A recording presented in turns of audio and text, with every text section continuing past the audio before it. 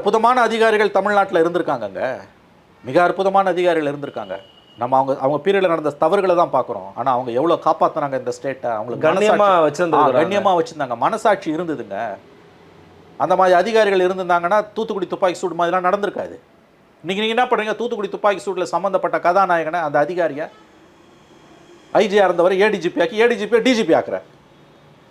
இத்தனைக்கும் வந்து Aruna Jegatheeswaran committee report வழக்கமாக காவல்துறைக்கு முட்டு கொடுக்கக்கூடிய ரிப்போர்ட்டாக தான் ஜுடிஷியல் கமிஷன் ரிப்போர்ட் இருக்கும். எப்பயுமே 100% ரிப்போர்ட் அப்படி இருக்கும். 10% தான் போலீஸ் லாபிக்கு எதிராக இருக்கும். இவர்கள் மீது டிபார்ட்மெண்டல் ஆக்ஷன் இல்லை, கிரிமினல் ஆக்ஷன் எடுக்கணும்னு கொடுத்த பரிந்துரையை கேபினெட் கூடி ரிஜெக்ட் பண்ணிட்டு அவங்களுக்கு ப்ரமோஷன் கொடுத்து நீ உட்கார வைக்கிற.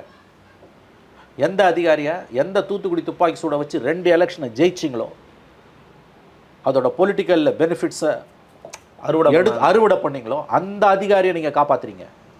இதை விட ஒரு மோசடி இருக்குமா, இதை விட ஒரு துரோகம் இருக்குமா?